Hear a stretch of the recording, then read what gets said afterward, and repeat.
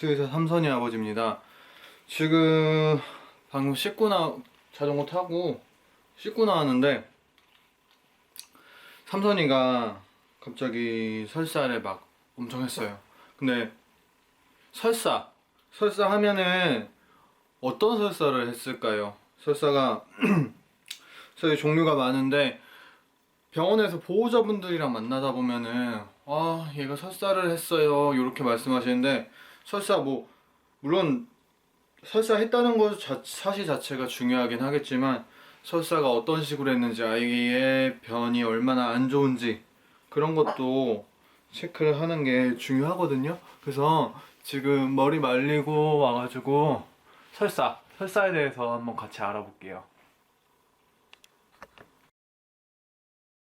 안녕하세요. 수의사 삼선이 아버지입니다. 아까 좀 안 씻고 너무 안 좋은 몰골로 보여드린 것 같아서 일단 죄송하고요. 오늘 삼선이가 가끔 설사를 하긴 해요. 가끔 설사를 하긴 하는데 오늘은 설사를 엄청 심하게 했어요. 그러니까 거의 형태 없이 묽은 변?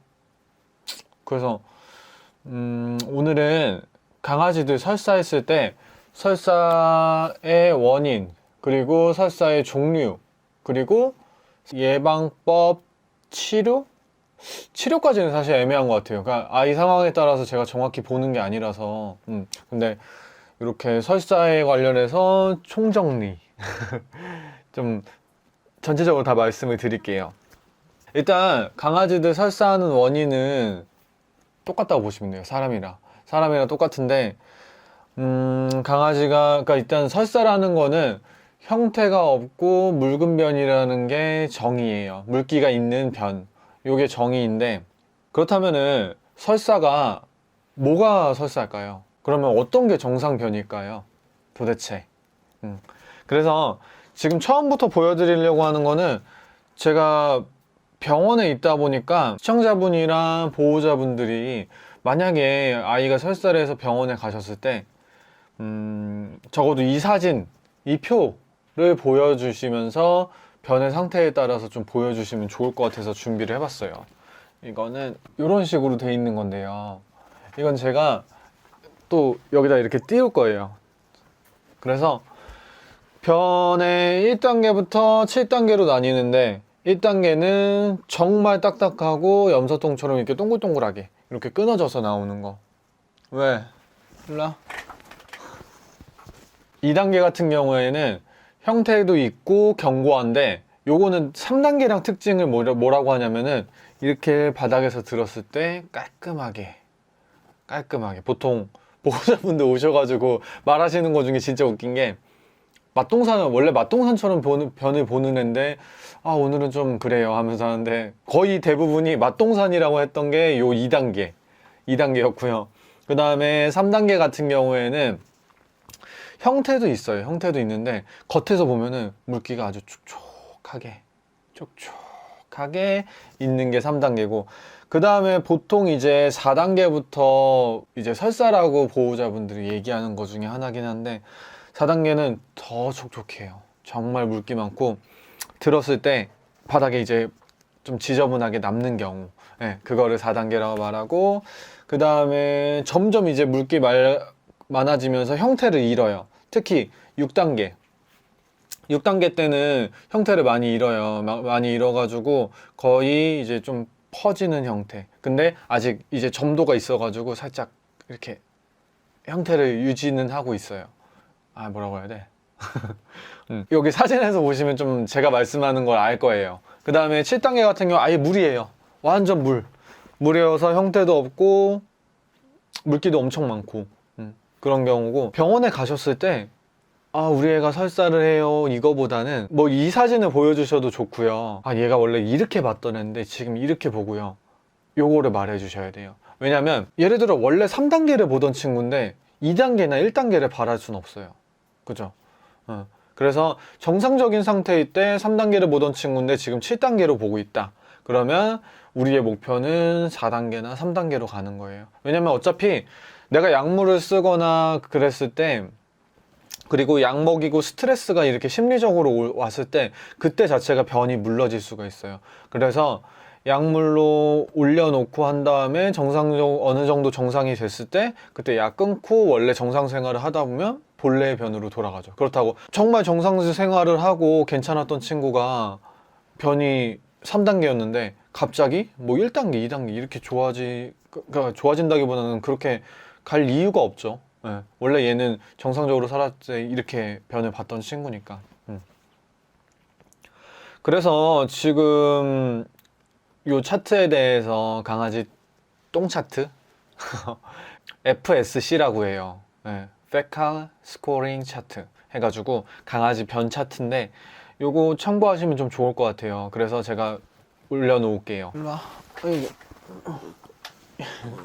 옆에서 그냥 엉아 뭐 한다고. 그래서 설사 같은 경우에는 원인부터 같이 알아볼게요.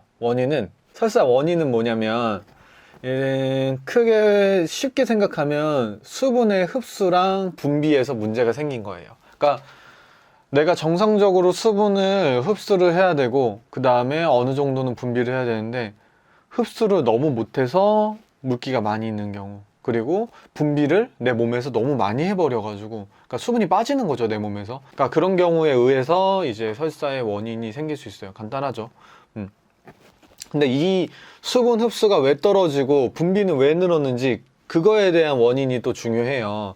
그거의 원인으로 크게 감염성이랑 비감염성으로 나눌 수 있어요.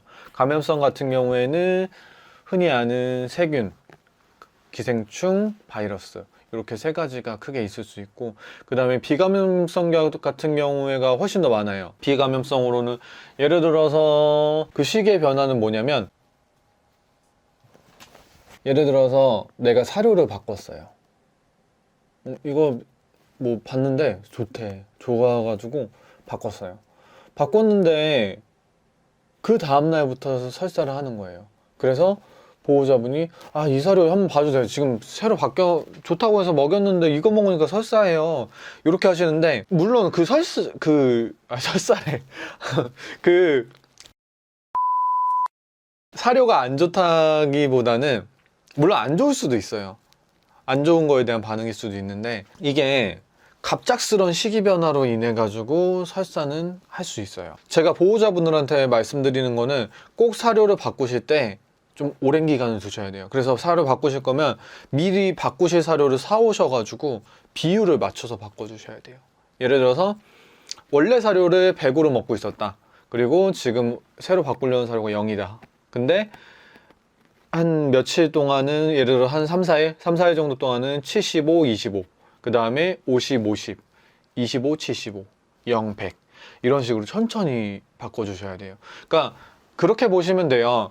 얘네는 뭐 그렇게 장이 약하나 예민하나 이렇게 하는데, 우리도 막 미국 같은데 외국 같은데 갔을 때 물 안 맞는 사람 있잖아요. 물 안 맞아가지고 진짜 설사 엄청 해대고 그런 건데 그런 거랑 비슷하다고 보시죠. 비감염성 중에 시기 변화가 좀 보호자분들 병원 오는 거 중에 좀 많은 경우 있고요. 사실 이렇게 시기 변화만 있는 상태에서 설사를 하는 경우라고 하면은 뭐 항생제라든지 그 다음에 약을 그렇게 빡세게 먹을 필요는 없어요. 그러니까 지사제 정도로 먹으면서 아이가 장 상태가 돌아오게 이렇게 해서 도와줄 수 있는 방법이 있고, 뭐 다른 걸로는 보호자분이 먹는 약이라든지 아니면 병원에서 처방받았는데 이 약 때문에 설사를 할 수도 있어요.